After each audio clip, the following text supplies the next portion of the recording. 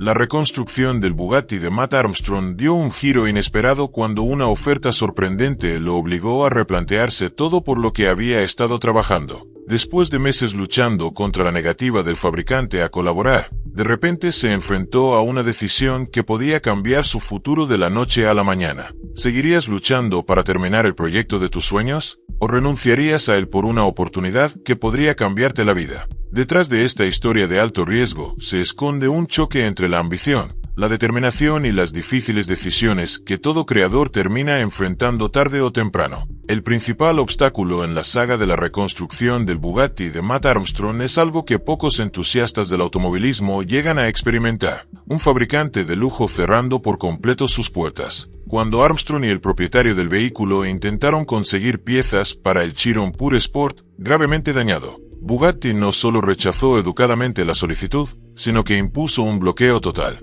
Según los informes, el exclusivo número de chasis del vehículo fue incluido en una lista negra dentro del sistema de Bugatti, impidiendo que los concesionarios autorizados vendieran cualquier pieza destinada a ese automóvil en particular. ¿Imaginas ser propietario de uno de los hiperdeportivos más exclusivos del planeta? Aún así, encontrarte completamente excluido de los recursos oficiales de reparación. El presupuesto inicial de Bugatti para reparar el vehículo rondaba los $1.700.000, una cifra descomunal, aunque comprensible dada la complejidad y la exclusividad del hiperdeportivo. Cuando esa propuesta fue rechazada, el presupuesto supuestamente descendió hasta los $600.000, aunque seguía estando muy por encima de lo que la mayoría consideraría razonable para una sola reparación. A pesar de estas negociaciones, la postura del fabricante se mantuvo firme: reparar el coche a su manera y al precio que ellos fijaban, o no repararlo en absoluto. Para cualquier otra persona, este ultimátum habría puesto fin a la historia de forma silenciosa,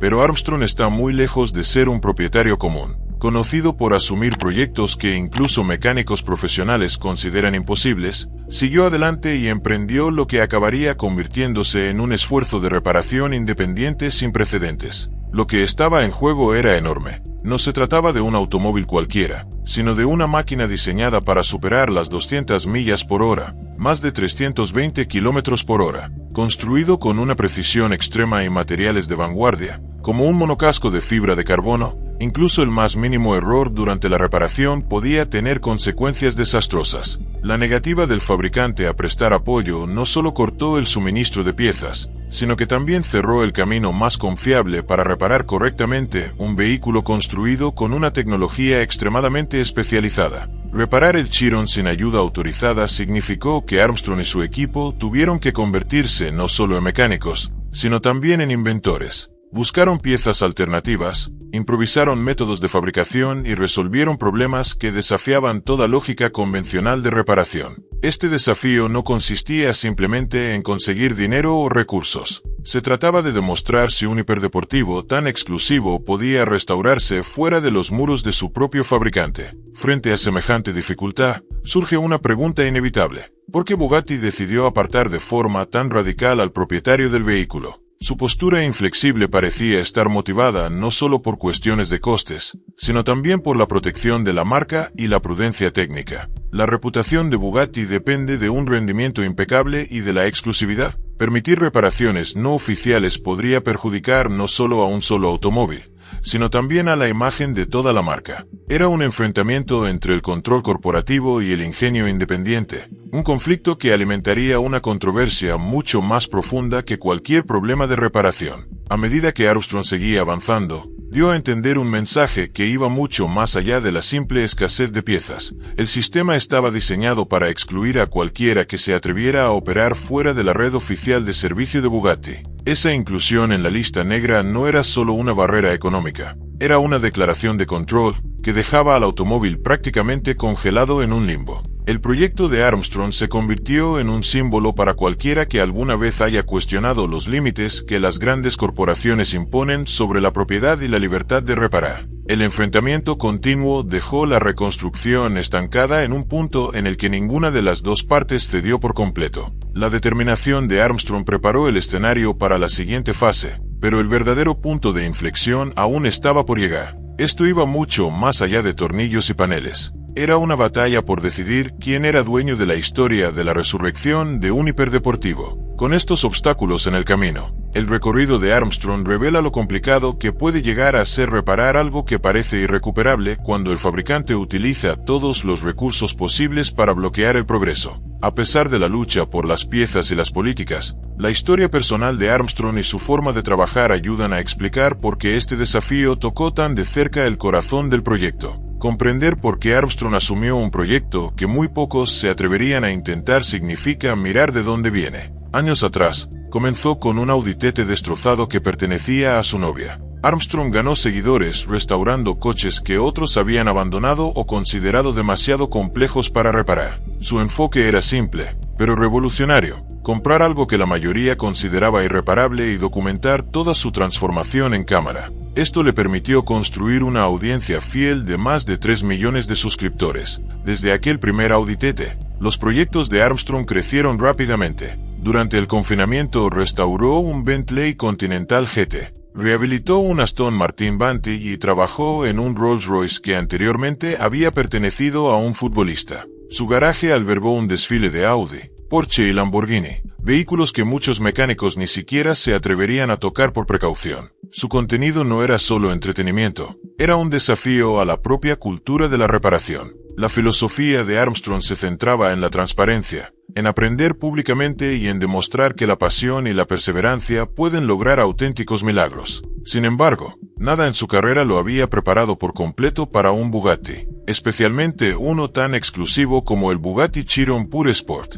Con apenas unas 60 unidades fabricadas, el Pure Sport es una máquina extraordinaria valorada en alrededor de $3,6 millones cuando está en perfecto estado. El coche que Armstrong decidió reconstruir no era simplemente un vehículo accidentado. Pertenecía a un conocido influencer y había quedado destruido tras una maniobra que salió mal. La aseguradora lo declaró pérdida total. El frontal estaba completamente destrozado. Los airbags se habían desplegado y solo comenzar las reparaciones se estimaba en cientos de miles de dólares. Elegir reconstruir este Bugatti fue una decisión deliberada para enfrentarse no solo a una restauración mecánica, sino también a un desafío extremo en un mundo marcado por la exclusividad y la resistencia de las grandes corporaciones. Armstrong no optó por el camino más sencillo de enviar el coche a un concesionario autorizado para trabajar con un hiperdeportivo de este nivel. En cambio, apostó por una idea: que la reparación independiente, por compleja que fuera, podía tener éxito fuera de los muros de la fábrica.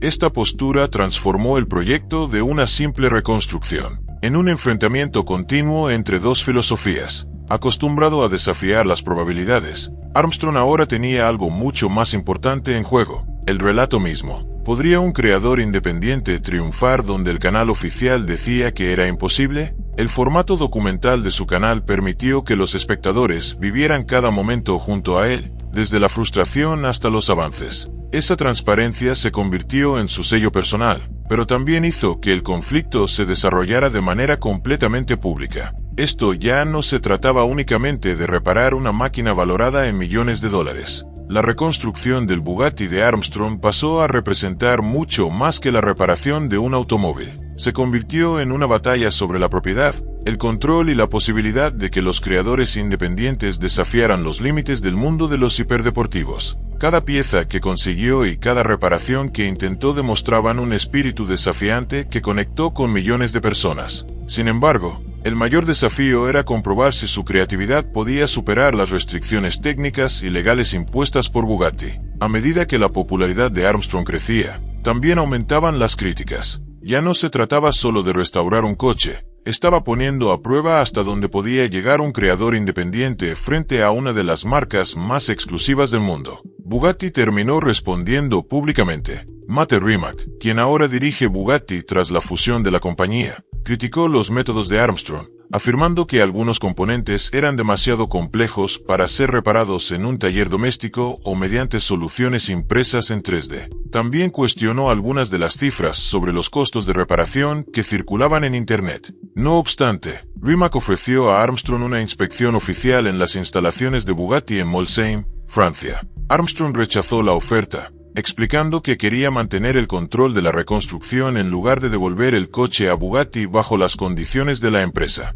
El desacuerdo terminó convirtiéndose en una batalla pública entre la experiencia de la fábrica y la cultura de la reparación independiente. Los seguidores quedaron divididos. Algunos apoyaban a Armstrong por desafiar los altos costos de reparación, mientras otros defendían las preocupaciones de Bugatti sobre componentes críticos como el monocasco de fibra de carbono. Aún así, su equipo seguía demostrando que reparaciones consideradas imposibles fuera de fábrica podían hacerse realidad. El conflicto planteaba una pregunta mayor. ¿Pueden los creadores independientes competir con los estándares de las marcas más exclusivas? Después llegó su siguiente reto, un Bugatti Veyron. Esta vez era suyo, comprado por mucho menos de su valor de unos $2 millones. Tras descubrir una falla en el módulo de control de la bomba de combustible, contactó con Bugatti, donde la pieza costaba cerca de $60,000. Sin embargo, la marca insistió en que el vehículo debía repararse en un centro autorizado. Armstrong decidió hacer por su cuenta todo el trabajo posible,